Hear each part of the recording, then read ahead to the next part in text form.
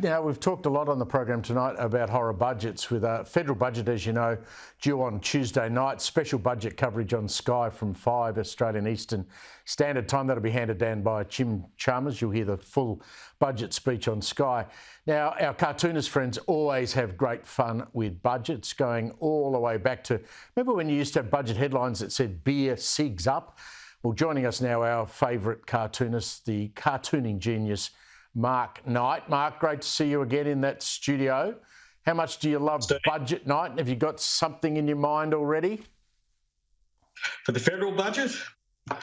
Well, look, Yes. I never like to preempt them, but they do leak little things out for it. I guess this is one of those budgets where Jim's got to try and give us something on one hand, but not wake the inflation dragon, which will burn him to a cinder if it gets a little bit too stimulated, shall we say.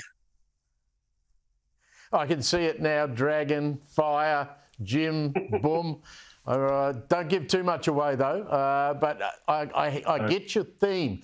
Now, my favourite cartoon of the week, and I thought what you did with the Victorian budget was absolutely outstanding.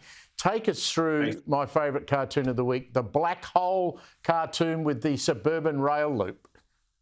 Well, we've axed a lot of things. We axed the airport rail. We've axed hospitals. We've axed, of course, the Commonwealth Games before we even started with the budget process. But we've kept the suburban rail loop, which is this sort of mystery.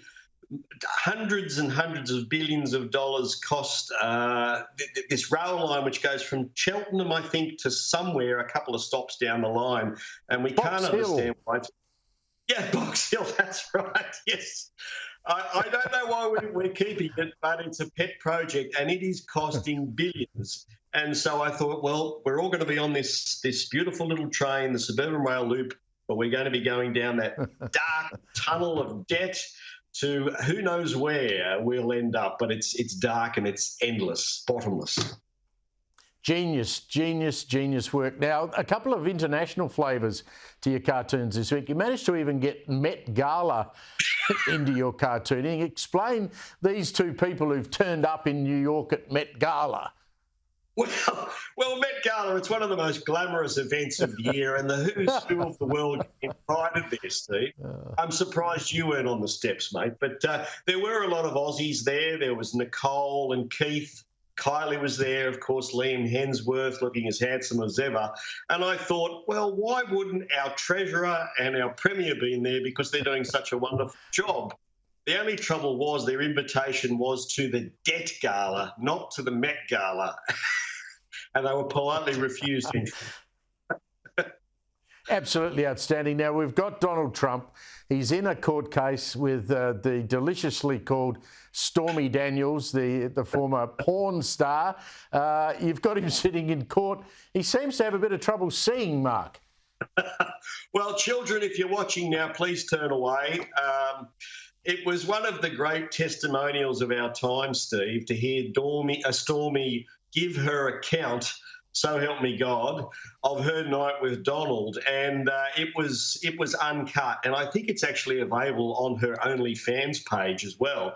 That's how steamy it was. So I think as she delivered this I guess testimony of her night with Donald, she was demonstrating it in my cartoon by bits of clothing sort of coming off, if you know what I mean.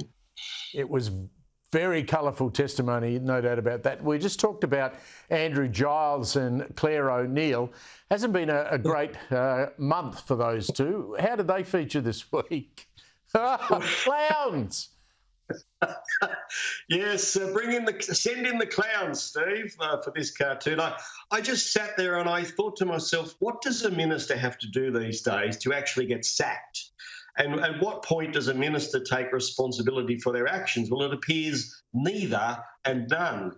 So I thought, well, their performance is on par with something from Barnum and Bailey, so let's draw them as a couple of clowns who were coming in to hopefully cheer up this poor woman, Mrs. Simons, who was so allegedly terribly assaulted. But I don't think they would cheer her up, sadly.